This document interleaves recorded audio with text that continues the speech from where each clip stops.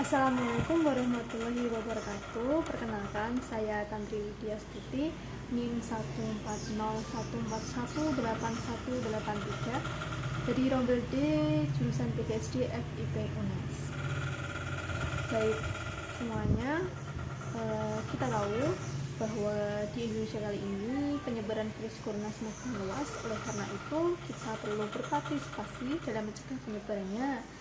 Dengan cara yang pertama itu mencuci tangan dengan sabun setiap saat, jaga jarak dengan orang lain atau social distancing, dan tetap di rumah saja.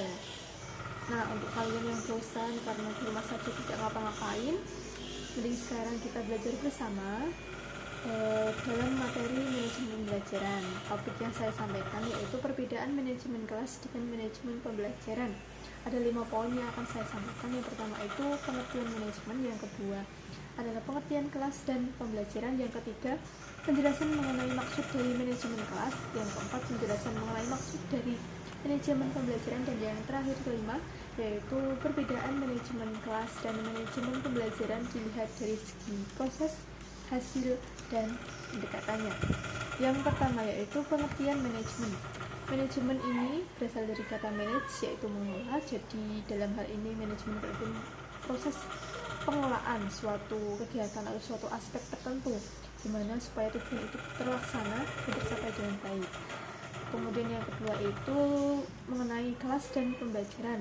Kelas adalah suatu sekelompok siswa dimana sekelompok siswa itu mendapat mata pelajaran yang sama dan guru yang sama, dan dalam waktu yang sama itu melakukan suatu pembelajaran dalam sebuah ruang. Nah, untuk pengertian pembelajaran yaitu suatu kegiatan belajar mengajar yang dilakukan oleh guru kepada siswanya, di mana siswa menerima pembelajaran tersebut dari guru dan terjadi interaksi antara keduanya dalam lingkup pembelajaran.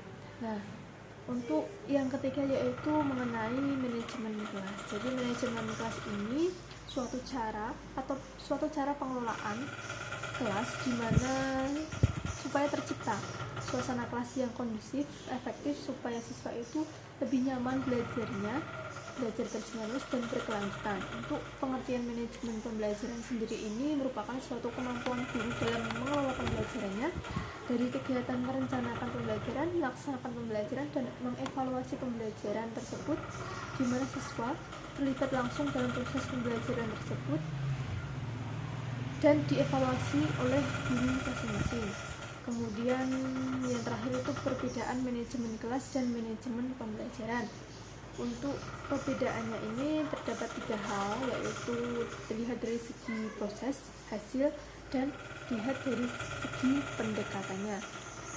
Untuk dari segi prosesnya, yang pertama dari manajemen kelas ini, rumusan spesifikasi kondisi kelas ini yang dikehendaki oleh guru sendiri. Jadi guru memilih sendiri bagaimana cara ia mengelola kelasnya, kemudian memilih pendekatan dan strategi yang cocok untuk diterapkan dalam pembelajaran tersebut. Kemudian penataan ruang kelas yang beragam, ada yang memanjang, ada yang bulat, ada yang persegi. Nah, seperti itu. Hal ini ditujukan supaya siswa tidak bosan dalam menerima pembelajaran. Kemudian untuk manajemen pembelajaran, dalam prosesnya ini lebih ke interaksi pembelajarannya. Kemudian proses pembelajaran itu berperspektif ke guru dan perspektif ke siswanya. Untuk hasilnya ini, dalam manajemen kelas ini lebih ke terciptanya kondisi kelas yang kondusif supaya tujuan pembelajaran itu lebih efektif dan efisien. Untuk manajemen pembelajaran sendiri ini hasilnya itu terciptanya suatu kondisi kelas yang optimal.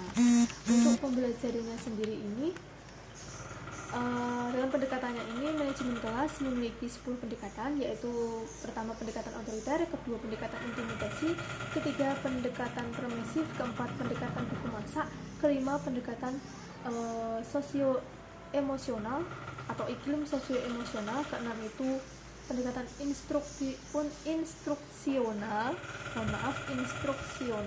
yang ketujuh pendekatan perilaku, yang kedelapan pendekatan proses kelompok, ke-9 pendekatan elektrik, dan yang ke-10 pendekatan analitik plural.